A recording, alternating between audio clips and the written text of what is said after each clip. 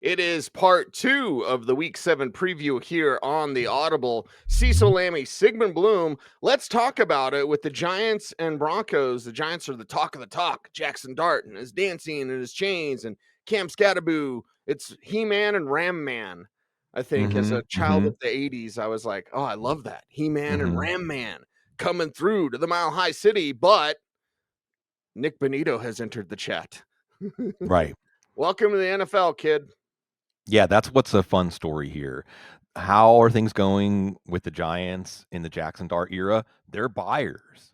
They're buyers at the trade deadline for a big game hunter, a wide receiver. You know, we may see Jacoby Myers or Chris Olave. Not this week, though. This week, Jackson Dart, who, by the way, we can see that he has a high floor and a high ceiling, although Denver, like you said, Cease, they might take him to school. But you've got Wan'Dale Robinson and Theo Johnson. We'll see if Darius Slayton's back. I don't think so. Is it a little Jordan Humphrey revenge game? As he actually played pretty well over Jalen Hyatt in place of Darius Slayton. Not that you're going to use him, but it can help Dart be a better play. And then, of course, Cam Scattaboo. And like you said, Cease, a road game, a tough defense. And I think of, because it's like the New Jersey Giants, I think of Jersey Shore for whatever reason. But remember, Jersey Shore was a pretty big sensation for a bit. Is this just a fad? Certainly Denver wants to turn it into a very short-lived sensation. And when is Bo Nix going to become a sensation? Yeah, when is Bo Nix going to do that? And is Sean Payton telling me the truth? Because I did ask him yesterday directly. The direct question was, are you happy with RJ Harvey behind the scenes? And Sean Payton's answer to me was yes, and you're likely to see more of him soon. Anyway, that's more what the heck flex territory, or a lot of people probably already dumped him and Troy Franklin and this offense and Cortland Sutton. It's two back and forth, but Evan Ingram's coming through. The number 2 target in this offense is Evan Ingram. And Cortland Sutton, so long as Sauce Gardner is on him, right? You know, you're going to see some production there. And then Dash, Marvin Mims, what the heck flex, Troy Franklin, what the heck flex. Like, okay, can this Broncos offense be a little bit more robust than they were against the Jets? Right. And like you said, hey, the team was pretty impressed with the Jets' defensive effort. Can the Giants match that? And remember, the Giants now have a pass rush with the addition of Abdul Carter that can be very tough to handle. But I think you blunt that pass rush by getting J.K. Dobbins on track. He's still a low ceiling running back too. Like you said, a bounce back game for Sutton. Bo Nix against pressure. That's going to be interesting to see what's dialed up. So yeah, a lot of intrigue in this game with young quarterbacks and with teams that are trying to create some momentum or continue the momentum they have. All right. Indianapolis and the LA Chargers is up next here. Part 2 of the Week 7 preview. This one's a scorcher because this one is maybe going to determine the number 1 seed in the AFC. A lot of playoff implications here. Let's start on the Colts side. Yeah, what a fun quarterback matchup. Daniel Jones, maybe without Josh Downs, who ends up in concussion protocol, just as he and Jones were really starting to have a good connection. But you still have Tyler Warren, higher ceiling for him. Michael Pittman, who had a quiet week last week, should bounce back with a better week this week. Alec Pierce, who was back last week. Now there may be some more targets for him. Not so much a fantasy thing, except maybe to help Daniel Jones. Is Adonai Mitchell active this week, assuming Downs is out? Ashton Doolin also with a chest injury, but really it's about Jonathan Taylor. He is rolling right now. We saw Devin Achane run through this Chargers defense last week. So I think it's a big Jonathan Taylor game. And it's a game, again, for everybody to absorb into your consciousness that this is one of the best offenses in the league. The Colts, we thought the Chargers would be one. Can they start to round back into form after we saw against a weak Dolphins defense, a better Chargers defense? We'll see. Yeah, we shall see. And Chargers side, is Kamani Vidal going to continue on that hot streak with maybe a dash more of Rondé Gatson and Ladd McConkey GMs? Well, they're pretty happy now, finally, after week six. Yeah, and what you will see here is the Chargers going with more short passing. Remember, 2 weeks ago, Justin Herbert taking a lot of hits, and people are starting to pull up the stats of how many hits Justin Herbert has taken in the first X years of his career versus Andrew Luck. That's never a good thing. So they make that adjustment without Quentin Johnson. Now, Quentin Johnson returned to a limited practice as of this recording. Let's talk about Ladd McConkey's in no matter what. Keenan Allen's role did not really increase last week when Quentin Johnston was out. So he's more of a what the heck flex or a wide receiver 3 flex. If Johnston's out, actually the beneficiaries were Oronde Gadsden, who could be a what the heck tight end, and then Trey Harris, a rookie who we're watching develop, but he had the same stats as Keenan Allen last week. Now, if Johnston's back on the field, then we would want to get Johnston in our lineup for that high ceiling, and that would help the case to put Justin Herbert in your lineup. But then we get to Kamani Vidal, and Kamani Vidal and what he did, Vidal, I think, by the way, that's how you know you get respect in our realms. He's like, I want to look up the exact pronunciation of Kamani Vidal's name because he took charge last week, both with production and snaps. And certainly this is a game where balance, including a threat out of the backfield in the passing game, can really help Justin Herbert. So yeah, this could be a high scoring game, just like the Jacoby Brissett Daniel Jones quarterback duel last week. Let's take it up a notch this week. Yeah, take it up a notch and see what you can get. Commanders and Cowboys is the next one up in this one. And all right, Commanders, looks like Terry McLaurin is back. Again, recording Thursday morning. McLaurin back practicing. No Noah Brown, so it's Debo. It's Terry back in action. And Luke McCaffrey's just scoring touchdowns. So you want to talk about what the heck flex? There he is every single week, whether it's Mariota or Jaden. And yeah, Dallas at home going to put up more of a fight. So Commanders got to get this thing. Similar to the last game we just previewed, potential quarterback duel, a lot of offense here in this game. And who will Jaden Daniels have to work with? Now, Quentin Johnston, we just talked about with the hamstring, he missed 1 week. Without having that extended absence, I would expect him back with a limited practice early in the week. Some of these other players we're going to talk about, Mike Evans comes to mind too. And Dr. Gene Bramall, what's up, Doc? We love Dr. Gene. He's still with us because we've learned so much from him, Cease, that when players miss multiple weeks, sometimes that first week back is for conditioning. And then if teams are smart, and then especially a speed receiver like Terry McLaurin, we'll see. It is a late game. If McLaurin's back, because of the Dallas matchup, because of the high scoring potential, you're going to want to try to find a way to get him in. If not, Deebo Samuel, a banged up, a gimpy Deebo Samuel, who did not look like himself on Monday night, would be the number 1 receiver. Now, Jaden Daniels still put together a pretty good game against Chicago for fantasy. So even without Terry McLaurin, we have a high ceiling for Jaden Daniels and a high ceiling for Ja'Cory Krosky Merritt. Dallas's run game has been getting busted through. Last week it was Rico Dowdle. And a run defense, which was improved, starting to deteriorate a little bit. And I think that Washington sees that balance is the best way and not putting everything on Jaden Daniels' shoulders. Like you said, last week, Luke McCaffrey scored a touchdown. Zach Ertz scored a touchdown. So Zach Ertz, if McLaurin's not back, Ertz becomes a better play. Jalen Lane, we're watching him, not so much a fantasy play, but adding a vertical dimension. Again, is we've seen Dallas. So, Cease, what have we seen in Arlington? A 40-37 overtime game, a 40-40 overtime game.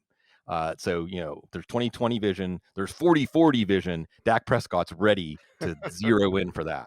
Yeah, he is ready to zero in for that.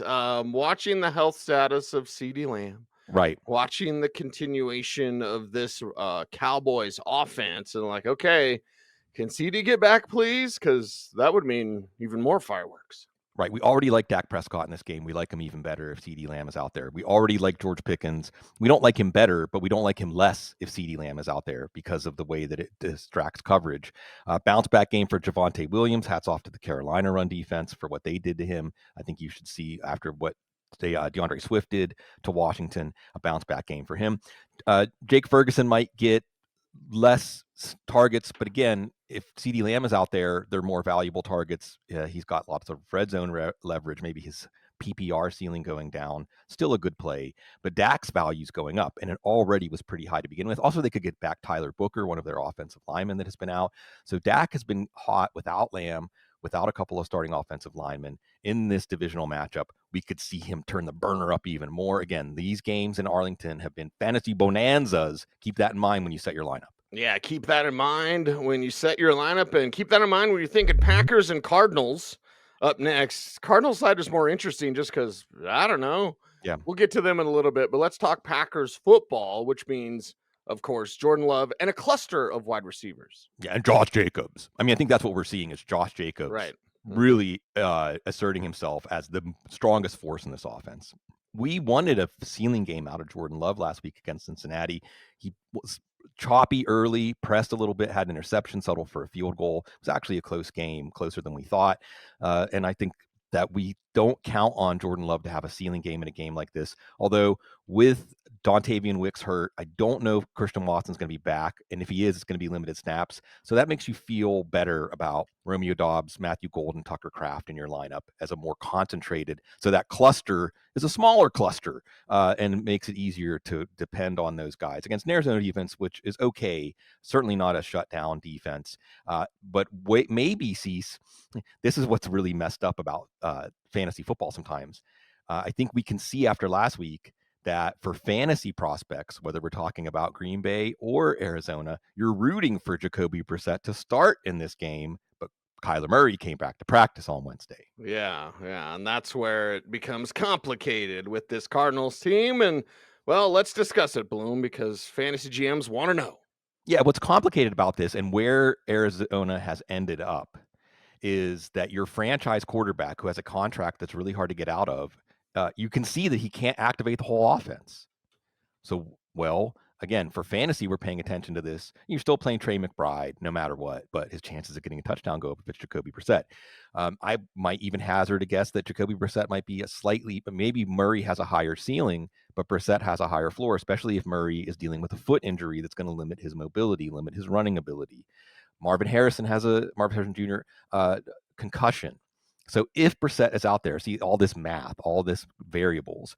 If Brissett is out there, I kind of like Zay Jones. I kind of like Michael Wilson as what the heck flexes. If it's Murray, I don't. Similarly, Michael Carter in this game probably should get more run than Bam Knight. Both of them figuring prominently in the backfield with Amari DiMercato hurt. They're both what the heck flexes and not particularly exciting what the heck flexes if Kyler Murray's out there.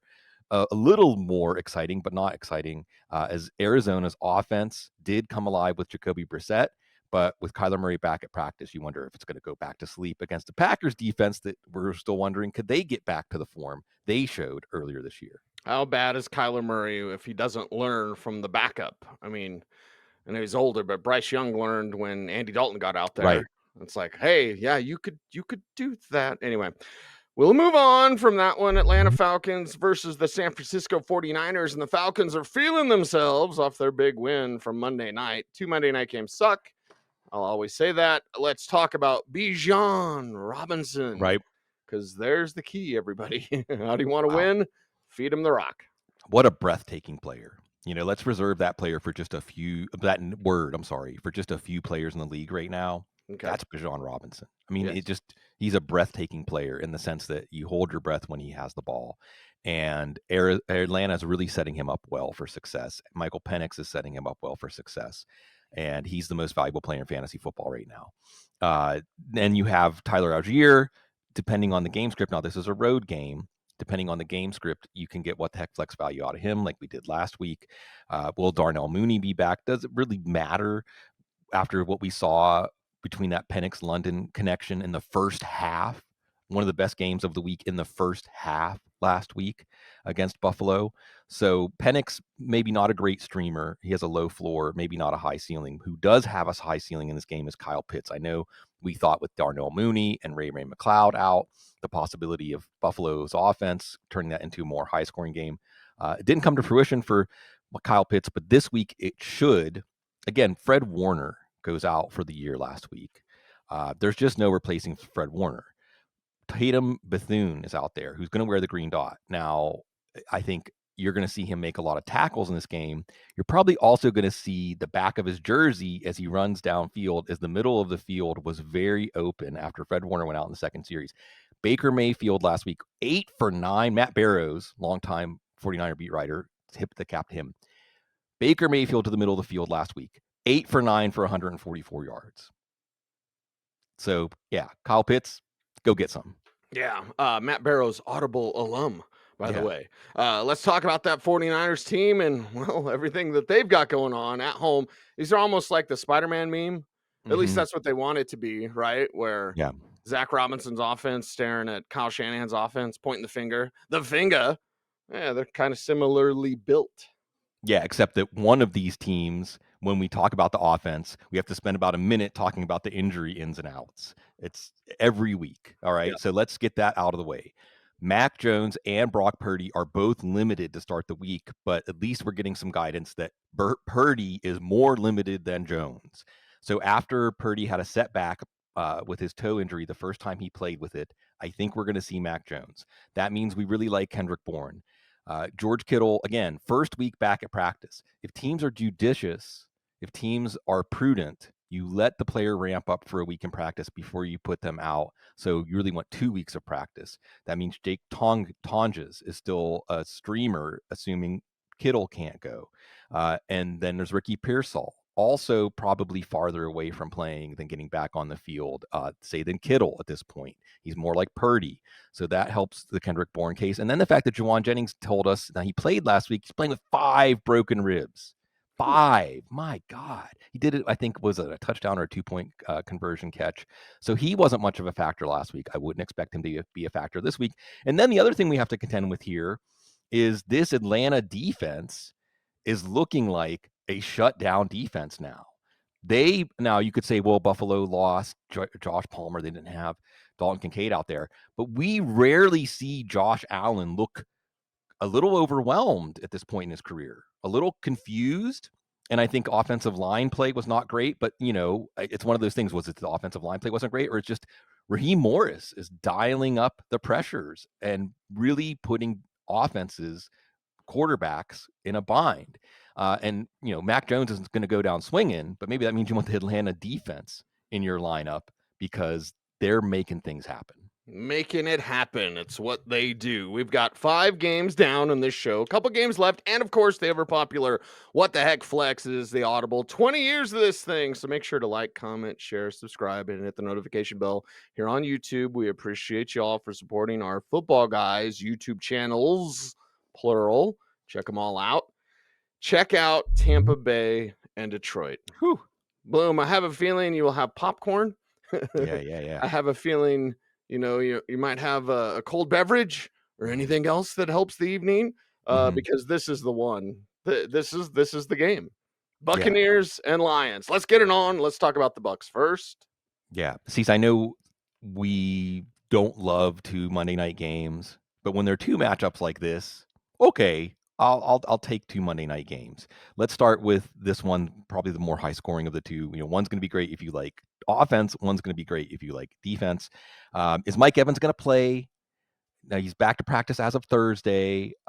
We are going to maybe be uncertain going into the Sunday games if he's going to play. The good news is you can pick up a Sterling Shepard, you can pick up a Tez Johnson, you can pick up a Cameron Johnson, and have them to swap out for Evans. Also with the second Monday night game, Torrey Horton. There are some players you can have as a hedge, Christian Kirk, if Evans doesn't play. If Evans doesn't play, this could be one of the highest scoring games of the week. It should be inside in Detroit. And I would say in those What the Heck Flex rankings, obviously if Evans is out, then it makes these players more attractive. But if Evans is in, it doesn't necessarily make them unattractive. But Tez Johnson gets the most snaps. Cameron Johnson had more catches and yards than Tez last week in a smaller role. So that's going to be interesting to watch. And then Sterling Shepard's role didn't really change. He's just that high floor, low ceiling guy, maybe more likely to catch a short touchdown, where the Johnson and Johnson, are more likely to catch a long touchdown. And then there's Cade Otton. We know when the wide receivers are hurt, Cade Otton can pick up the slack. He's had 2 good weeks in a row, so he's certainly a good what the heck tight end. Rashad White might catch 6, 7, 8 passes in this one. He is a running back 1, getting those touchdowns. And then Baker Mayfield. It doesn't matter. Just turn up the degree of difficulty. It doesn't change his performance. It doesn't change his leadership. You're hearing now the MVP chant in Tampa. Football writers are catching on. It's a beautiful thing, Cease. What a wonderful redemption story, with a redemption story showing the way on the other side, Jared Goff. So, there's so many storylines, so much great football in this one. Is it redemption, or is it just a realization of who he is? Like Baker said, when I was young and I would do the same thing, they'd be like cocky, arrogant, full of himself. And now it's moxie, leader, MVP. So is it redemption, or is it us, the public, just going, oh, that's really good football. And of course, the Browns suck. The Browns stink at everything. The Lions don't stink, and they'll just be happy their opponent will get penalties called on them this week. Yeah. NFL, that you don't have to make it so obvious. No, I don't have my tinfoil hat on. Yes, I do own a tinfoil hat. Everyone should be a critical thinker. But God, the NFL, for the love of God, Kansas City, please, Yeah. enough. Yeah, I wonder, maybe there's some deep dark psyop thing where like the more controversy, the more people pay attention. I don't know. Engagement. Well, it's not hard to engage with this Detroit offense when you set your lineup. Jared Goff has a high ceiling. Remember, Tampa is what we call a pass funnel defense, which means they're so tough to run on. Even Detroit that loves to establish run. I know they want to get Dave Montgomery more involved. Not against Villa Vea. Okay. So this is more Jahmyr Gibbs, at least out of the backfield as a receiver. Of course, Amon-Ra St. Brown, Jameson Williams finally came through. You got to put Jameson Williams in your lineup. This is a game that he is primed for one of those 5 catches for 150 yards and 2 touchdowns in what could be a high-scoring game. Of course, Sam Laporta is good. Again, it's a Jared Goff game. And, this could be like a pinball machine scoring game. And then we have another Monday night, another Monday night game. If you like defensive football, you're going to like this one. Yeah, you're going to like this one. That's for sure. Houston and Seattle. And the Houston side, no, defensively and offensively, figuring some things out. Right. Coming out of the bye, CJ Stroud against a good pass rush that got after Trevor Lawrence last week. So Stroud, maybe high-ish floor, not necessarily a high ceiling, although Seattle's secondary tends to create big plays and give up big plays. Split backfield. If you think that Houston can hang around on the road, it's more of a Nick Chubb game. If you think that Sam Darnold, we'll get to that, has success despite the Houston pass rush, then maybe it's more of a Woody Marks game. They're both what the heck flexes. Nico Collins hasn't had that big splash game. I don't know if it's going to happen in this game. You can watch and see how healthy Devon Witherspoon is. So you're still putting him in there, and then you have all these different ancillary pieces of the passing game, like Jaden Higgins and Christian Kirk and Dalton Schultz. Not really exciting in a game where on the road. And by the way, they're fired up. See, baseball talk alert. Seattle Mariners are 2 games away from going to the World Series for the first time ever. So they're pretty excited. So to have a Monday night game in the middle of that energy should carry over, and that's something that CJ Stroud's going to have to overcome. Yeah, and the Texans defense, well, just get Sam Darnold to start seeing ghosts. Right, and that's the question, right? And we've seen this with Darnold where for 16 games last year, he's back, and then for 2 games last year, he's seeing ghosts. Now he's back, but you may not be afraid of no ghosts, but I would be afraid of Donnell Hunter and Will Anderson. That'd be a great Halloween costume. If you got a couple's costume, because the meet at the quarterback. You're going to see the split with Kenneth Walker and Zach Charbonnet, and maybe that's the answer, is try to reestablish that running game. They said last week they were more conservative in the passing game, knowing that Jacksonville has a lot of ball thieves in the secondary. Didn't stop Jackson Smith and Jigba from having a huge game, but maybe Cooper Kupp to slow down that pass rush, maybe more short passing to Cooper Kupp in this one. So maybe he's a what the heck flex here, as this is a great test for both of these quarterbacks, a great game to watch both of these defenses, these running back committees. Speaking of running back committees, you might dip into one of those for a what the heck flex. Yes, that's right. It is time for the ever popular what the heck flex. You're looking over your lineup. You just need some punch. Who are those players in week 7? I already mentioned RJ Harvey. I'm waiting. Judge Smails, we're waiting. Yeah. Okay, Sean. You do trust him. You're happy with him, Sean. Fantasy GMs who kept him want to be happy with him. Chuba Hubbard back. Boom. He'll be a what the heck flex. Probably more than that. Probably just RB2 like flex. Both him and Rico Dowdle. But Chuba, first week back, let's throw him in what the heck flex. Jordan Whittington, probably more than a what the heck flex, but he's there. Tez Johnson, what the heck flex. And somebody's got to catch passes in New York, right? So that's Josh Reynolds for me. And what the heck flex is Bloom? You look over these lineups, your matchups, your roster. Who do you like? Yeah, no, I got another name for what the heck flexies. Remember when you used to go down to the basketball court at the park, and every now and then you would just play like you were shooting the half court shot to win the game at the buzzer. These are your half court shots to win your fantasy football, and sometimes they do go in. At least if it looks like they're going to hit the rim, you get excited. Get excited about playing Ramondre Stevenson and maybe Travion Henderson. Get excited about playing both Pittsburgh running backs, Kenneth Gainwell and Jalen Warren. Tyjae Spears, if you have to dig a little deeper. Isaiah Pacheco a true heaven or hell boom bust guy. But if Kansas City can open up a lead on the Raiders, maybe it's a second half where Isaiah Pacheco gets going. You mentioned Chuba Hubbard, you mentioned those Houston running backs. Wide receiver Jordan Whittington was tops on my list because he fits so well into the Puka Nacua role, which is a high volume PPR role. He has that run after catch ability. All of those receivers for Tampa, again, I put them in the order of Tez and then Cameron Johnson and then Sterling Shepard. Alec Pierce with Josh Downs in concussion protocol. Luther Burden with DJ Moore spending a night in the hospital.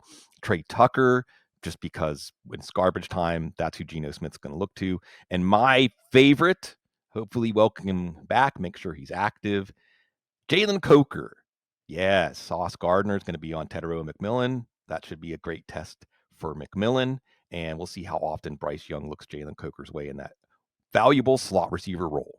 It is a wrap for the show. We will be back on Sunday, live, about an hour after the Broncos game wraps up with your recap of Sunday's action. So everyone make sure to stay tuned for that. Make sure to follow Sigmund Bloom on all the socials at Sigmund Bloom. I'm at Cecil Lammey. The show is at The Audible. We're saying 20 years. Let's do another 20. He's Sigmund. I'm Cecil. We are The Audible. Everyone, thanks for watching. Thanks for listening. Stay tuned. And would you please, as always, stay frosty, baby.